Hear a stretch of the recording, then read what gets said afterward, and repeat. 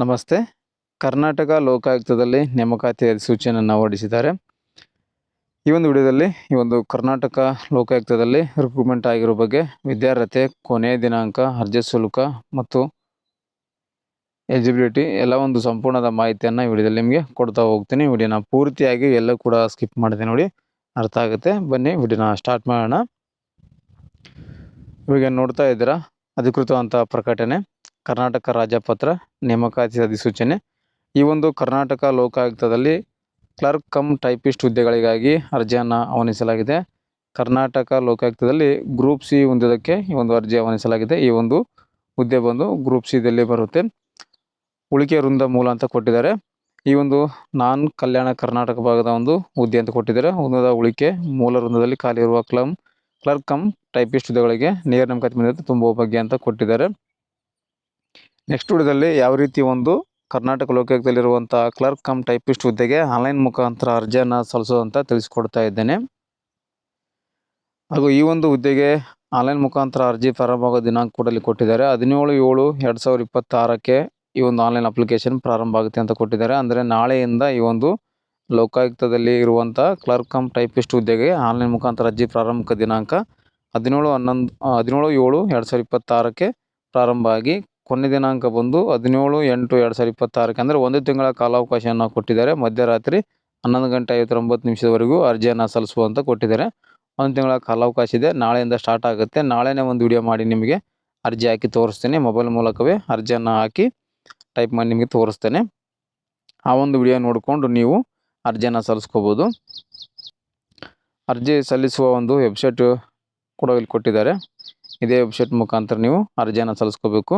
lokaayukta.karnataka.go.in ಅಂತ ಇದೊಂದು ಲಿಂಕನ್ನು ಡಿಸ್ಕ್ರಿಪ್ಷನ್ ಕೂಡ ಹಾಕಿರ್ತೀನಿ, ನೋಡ್ಕೊಳ್ಳಿ.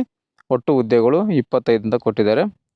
ಕ್ಲರ್ಕ್ ಕಮ್ ಟೈಪಿಸ್ಟ್ ಹುದ್ದೆ, ಕ್ಲರ್ಕ್ ಇರುತ್ತೆ ಕೂಡ, ಟೈಪಿಸ್ಟ್ ಕೂಡ ನಿಮಗೆ ಅಲ್ಲಿರುತ್ತೆ ಹುದ್ದೆ. ಒಟ್ಟು 25 ಹುದ್ದೆ ಒಳಗೊಂಡಿದೆ. ವೇತನ ಶ್ರೇಣಿ ಸ್ಯಾಲ್ರಿ ನೋಡಿದ್ರೆ 34,100 ಬೇಸಿಕ್ ಇರುತ್ತೆ ನಿಮಗೆ ಸ್ಟಾರ್ಟಿಂಗು ಅಂತ 67,000ವರೆಗೂ ಆಗುತ್ತೆ ಅಂತ ಕೂಡ ಕೊಟ್ಟಿದ್ದಾರೆ. ಹುದ್ದೆ ವರ್ಗೀಕರಣ ಕೂಡ ಕೊಟ್ಟಿದ್ದಾರೆ. ಇಲ್ಲಿ ಯಾವ ಸಮುದಾಯದ ಅಭ್ಯರ್ಥಿಗಳಿಗೆ ಎಷ್ಟು ಹುದ್ದೆ ಅಂತ ಇಲ್ಲಿ ಕೊಟ್ಟಿದ್ದಾರೆ ನೋಡಿ. 2A 2B 3B 3A SC ST ಅದರಲ್ಲಿ ನೋಡಿ ಟೋಟಲ್ ಒಟ್ಟು 25 ಹುದ್ದೆನ ಒಳಗೊಂಡಿದೆ.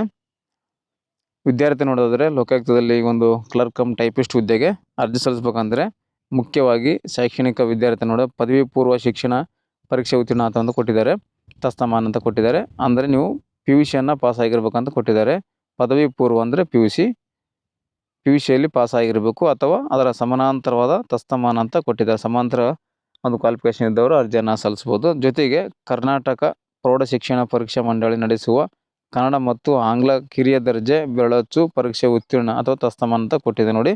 ಕರ್ನಾಟಕ ಪ್ರೌಢ ಶಿಕ್ಷಣ ಮಂಡಳಿ ನಡೆಸ್ತಲ್ಲ ಒಂದು ಟೈಪಿಂಗ್ದು, ಆ ಒಂದು ಟೈಪಿಂಗ್ ಪರೀಕ್ಷೆಯಲ್ಲಿ ನೀವು ಪಾಸ್ ಆಗಿರಬೇಕು. ಅದು ಸರ್ಟಿಫಿಕೇಟು ಕಿರಿಯ ದರ್ಜೆ ಅಂತ ಕೊಟ್ಟಿದೆ ನೋಡಿ.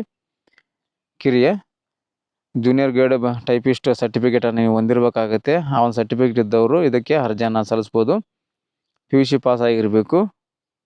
PUC ಪಾಸ್ ಆಗಿ ಈ ಒಂದು ನೀವು ಟೈಪಿಸ್ಟ್ ಒಂದು ಸರ್ಟಿಫಿಕೇಟನ್ನು ಹೊಂದಿರಬೇಕಾಗುತ್ತೆ. ಅಂದರೆ ಮಾತ್ರ ಈ ಒಂದು ಲೋಕಾಯುಕ್ತ ಕ್ಲರ್ಕ್ ಕಮ್ ಟೈಪಿಸ್ಟ್ ಹುದ್ದೆಗೆ ಅರ್ಜಿ ಸಲ್ಲಿಸೋಕ್ಕೆ ಎಲಿಜಿಬಲ್ ಅಂತ ಹೇಳ್ಬೋದು. ಈ ಒಂದು ಟೈಪಿಸ್ಟ್ ಪೋಸ್ಟ್ಗೆ ನೇಮಕಾತಿ ಯಾವ ರೀತಿ ನಡೆಯುತ್ತೆ ಅಂತ ಇಲ್ಲಿ ಕೊಟ್ಟಿದ್ದಾರೆ ನೋಡಿ. ಪ್ರತಿಯೊಂದು ಪೋಸ್ಟಿಗೆ 10 ಜನಕ್ಕೆ ಒಂದು ಇಂಟರ್ವ್ಯೂನ ಕರೀತಾರೆ ಅಂತ ಕೊಟ್ಟಿದ್ದಾರೆ ನೋಡಿ.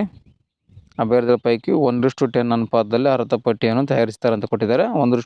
ಒಂದು ಪೋಸ್ಟಿಗೆ 10ರಂತೆ ಒಂದು ಪಟ್ಟಿಯನ್ನು ತಯಾರಿಸ್ತಾರೆ. ಅಲ್ಲಿ ನಿಮಗೆ ಟೆಸ್ಟ್ ಕೂಡ ಮಾಡೋಕ್ಕಾಗುತ್ತೆ ಅಂತ ಕೊಟ್ಟಿದ್ದಾರೆ. 20 ಅಂಕ ಒಂದು ಟೆಸ್ಟ್ ಇರುತ್ತೆ ಅಂತ ಕೊಟ್ಟಿದ್ದಾರೆ. ಗರಿಷ್ಠ 20 ಅಂಕಗಳಿಗೆ ಒಂದು ಅಭ್ಯರ್ಥಿ ಕನಿಷ್ಠ 50ರಷ್ಟನ್ನು ಅಂಕ ಪಡಿಬೇಕಂದ್ರೆ 10 ಮಾರ್ಕ್ಸನ್ನು ನೀವು ಪಡಲೇಬೇಕಂತ ಕೊಟ್ಟಿದ್ದಾರೆ.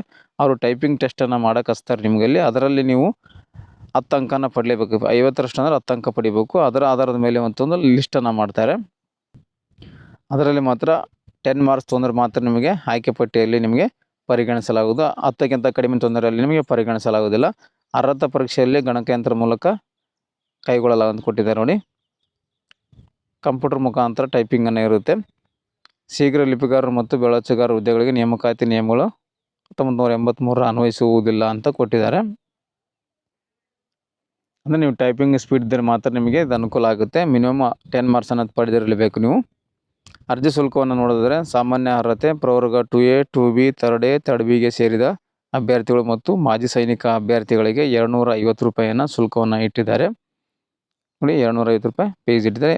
ಪರಿಶಿಷ್ಟ ಪಂಗಡ, ಪರಿಶಿಷ್ಟ ಜಾತಿ ಮತ್ತು ಪ್ರವರ್ಗ ಒಂದು ಕ್ಯಾಟಗರಿ 1 ಅಂಗವಿಕಲ ಅಭ್ಯರ್ಥಿಗಳಿಗೆ ಶುಲ್ಕ ವಿನಾಯಿತಿ ಇದೆ ಅಂತ ಕೊಟ್ಟಿದ್ದಾರೆ. SC/ST ಮತ್ತು ಕ್ಯಾಟಗರಿ 1 ಮತ್ತು ಹ್ಯಾಂಡಿಕ್ಯಾಪ್ಟ್ ಅಭ್ಯರ್ಥಿಗಳಿಗೆ ಅದೇ ರೀತಿ ಪೇಮೆಂಟ್ ಇರುವುದಿಲ್ಲ. ಉಚಿತವಾಗಿ ಅರ್ಜಿಯನ್ನು ಸಲ್ಲಿಸ್ಕೋಬೋದು. ಅರ್ಜಿ ಶುಲ್ಕ ಪಾವತಿ ವಿಧಾನ ಯಾವ ರೀತಿ ಮಾಡುವಂತ ಕೊಟ್ಟಿದ್ದಾರೆ. ವೆಬ್ಸೈಟ್ ಮುಖಾಂತರ ನೀವು ಲಿಂಕ್ ಮುಖಾಂತರ ಕೆನರಾ ಬ್ಯಾಂಕ್ ಕಲೆಕ್ಟ್ ಮೂಲಕ ನಿಗದಿತ ಶುಲ್ಕವನ್ನು ಪೇಮೆಂಟನ್ನು ಮಾಡಬೇಕಂತ ಕೊಟ್ಟಿದ್ದಾರೆ. ಸೊ ನಾಳೆ ಆನ್ಲೈನ್ ಓಪನ್ ಆಗುತ್ತೆ, ನಿಮಗೆ ತೋರಿಸ್ಕೊಡ್ತೀನಿ ಯಾವ ರೀತಿ ಅರ್ಜಿಯನ್ನು ಸಲ್ಲಿಸೋದಂತ. ಮೊಬೈಲ್ ಮೂಲಕ ಅರ್ಜಿಯನ್ನು ಹಾಕೋಬೋದು. ಈ ಒಂದು ಹುದ್ದೆಗೆ ವಯೋಮಿತಿಯನ್ನು ನೋಡೋದಾದರೆ ಕನಿಷ್ಠ 18 ವರ್ಷ ತುಂಬಿರಲೇಬೇಕಂತ ಕೊಟ್ಟಿದ್ದಾರೆ. ನೋಡಿ, ಈ ಒಂದು ಅರ್ಜಿ ಸಲ್ಲಿಸುವ ಕೊನೆಯ ದಿನಾಂಕದ ಒಳಗಾಗಿ ಕನಿಷ್ಠ 18 ವರ್ಷ ತುಂಬಿರಲೇಬೇಕು ಅಭ್ಯರ್ಥಿಗಳಿಗೆ. ಮತ್ತು ಗರಿಷ್ಠ ವಯೋಮಿತಿಯನ್ನು ನೋಡೋದಾದರೆ ಪರಿಶಿಷ್ಟ ಪಂಗಡ, ಪರಿಶಿಷ್ಟ ಜಾತಿ ಮತ್ತು ಕ್ಯಾಟಗರಿ 1 ಪ್ರವರ್ಗ 1 ಅಭ್ಯರ್ಥಿಗಳಿಗೆ 45 ವರ್ಷದ ಒಳಗೆ ಇರಬೇಕು. ಪ್ರವರ್ಗ 2A, 2B, 3A, 3Bಗೆ ಸೇರಿದ ಅಭ್ಯರ್ಥಿಗೆ 43 ವರ್ಷದ ಒಳಗೆ ಇರಬೇಕು. ಸಾಮಾನ್ಯ ಅರ್ಹತೆ ಜನರಲ್ ಅವರಿಗೆ 40 ವರ್ಷ ಒಳಗಿದ್ದವರು ಇದಕ್ಕೆ ಅರ್ಜಿಯನ್ನು ಸಲ್ಲಿಸ್ಕೋಬೋದು. ಹಾಗೂ ಈ ಒಂದು ಕರ್ನಾಟಕ ಲೋಕಾಯುಕ್ತದಲ್ಲಿ ಇರುವಂಥ ಕ್ಲರ್ಕ್ ಕಮ್ ಟೈಪಿಸ್ಟ್ ಹುದ್ದೆಗೆ ಯಾವುದೇ ರೀತಿ ಎಕ್ಸಾಮ್ ಇರುವುದಿಲ್ಲ.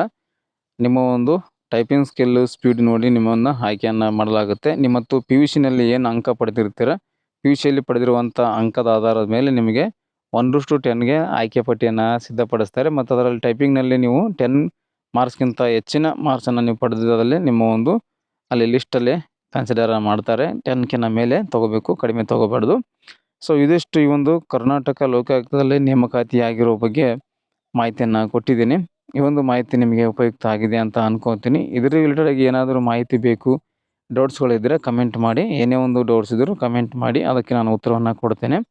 ನೆಕ್ಸ್ಟ್ ವಿಡಿಯೋದಲ್ಲಿ ಮತ್ತೊಂದು ಮಾಹಿತಿಯೊಂದಿಗೆ ನಿಮ್ಮನ್ನು ಭೇಟಿ ಆಗ್ತೀನಿ. ಅಲ್ಲಿವರೆಗೂ ನಮ್ಮ ವಿಡಿಯೋಸನ್ನು ನೋಡ್ತಾ ಇರಿ, ಸಪೋರ್ಟ್ ಮಾಡಿ ಅಂತ ಹೇಳ್ತಾ ಥ್ಯಾಂಕ್ಸ್ ಫಾರ್ ದ ವಾಚಿಂಗ್.